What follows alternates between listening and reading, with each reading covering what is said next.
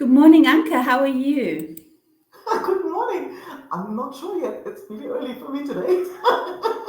It's what? It's really early for me today, so I haven't decided yet how I am today. Oh, okay. You'll still think about it. That's okay. That- I'm excited to have this conversation with you about blame. Mhm. And I wanted to take it to the lens that I see it through in my work as a spectrum, as a continuum, really, of self esteem. I'm just going to take a minute to explain what I mean by that and how blame comes into that. So, self esteem is your self worth, what you think about yourself. And no person is created better or worse than anyone else. That's healthy self esteem, that we are same as. I might be better at my work than you are, but doesn't make me a better person. You might be a better swimmer than I am. Doesn't make you a better person. And in order to have an intimate relationship, we really need to have that eye to eye. I see you where you are. The spectrum I speak of, where blame comes in, that sometimes our self esteem is shame based. I blame myself for everything.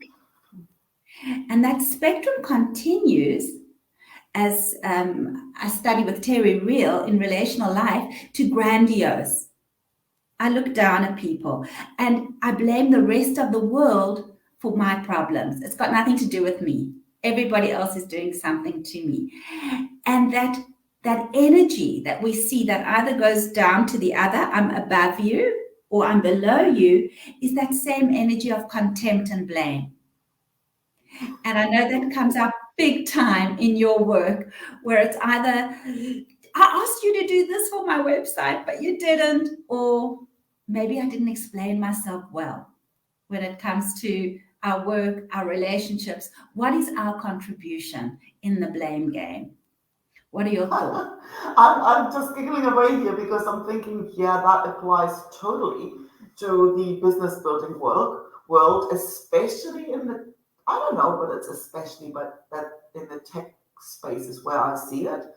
When people, because that's usually where issues surface. Like I always say, what looks like a tech problem never is, because at the end of the day, the problem is It's a always somewhere else. relationship problem. But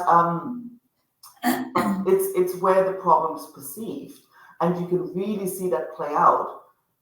Most people that I get to speak with tend towards the self blame, right? And you can really see it when an error message pops up. That's funny, right? Because we'll do something on screen share, and they will go and do something, and error message. You can see it. You can on screen. You can see it. Shoulders go up. Like the Beautiful. I body, love it. the whole expression changes, and Mhm. you can almost tell. And when you ask, it's always true. Okay, the moment that error message, this tech stuff will never work for me. I knew I wasn't any good at this. My dad, who told me I was worth nothing when I was 5, was right after all. I just don't have, like, I'm just stupid. I should have done this and I should have done the other. And people go down that rabbit hole so fast, right? Right. And it's an error message, right? I see an error message. I'm like, oh, that's interesting. I didn't expect that. Nobody usually expects an error message when it comes out. And I'm like, for me, it's like, oh, problem solving. Something isn't quite as expected. And I can get frustrated with it. I can say, I might need to find a different platform. Like it's not that I'm always excited about seeing one because it means something didn't go as planned. But there's really a difference whether you look at that as a piece of information that you then use to either troubleshoot or make a decision, whatever the decision is, or you Right. go down that rabbit hole, right? So that's really, really, really common. I And love, I like love, I said, sorry. hmm? No, And no, I I'm love just when sort you of said, thinking the other end. I don't really see that much, but I'm pretty sure. I guess they just don't work with me. no, I love what you brought up that my father said, I was always a loser, so I am, because that is also part of our adult behaviors, playing out what we learned in our families. And if we had families drenched in contempt and blame, that's very often how we behave in the world. We blame others, we blame ourselves. So I love that. The other thing that you brought up, which I think is so vital in relationship, is when that error message comes up between couples. You want something, I want something else. The idea is not who's right and who's wrong. It's what is the solution? How are we going to work through this? How do we both contribute? How can we both take resources to solve this problem? So I love that it's blame is often thought of, it's black and white, it's binary, but it's not. And That doesn't it serve, shifts it's not the self-serving. focus of the conversation, right? Pardon? Because you can say, because it also shifts the focus of the conversation. It makes like, but all of a sudden the topic is who caused it. You know, whatever the issue is, all of a sudden the problem is, or the question we're banging on about is who caused it and not how can we solve it. Exactly. Right? And so what, now I have a question for you.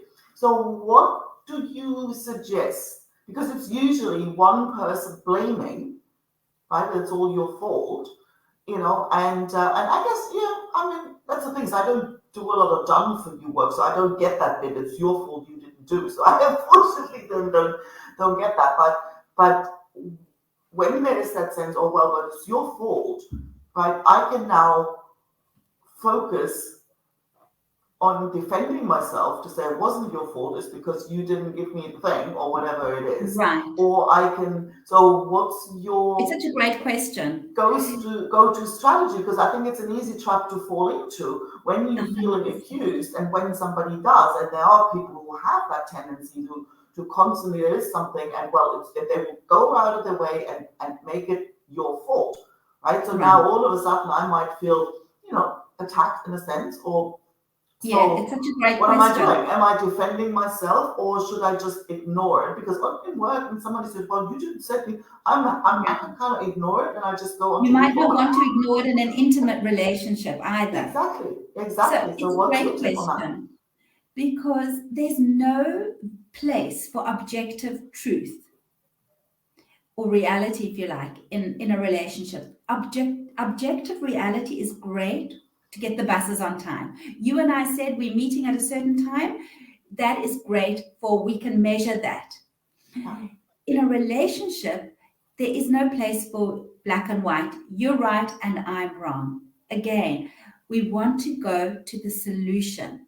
I see we have a problem here. It doesn't matter who's right and who's wrong. Excuse me. There's never 50-50. It could be 70-60, 70-30 or whatever. It's never, problems aren't divided equally between couples or people. It's what should we do now? And those are the strong couples.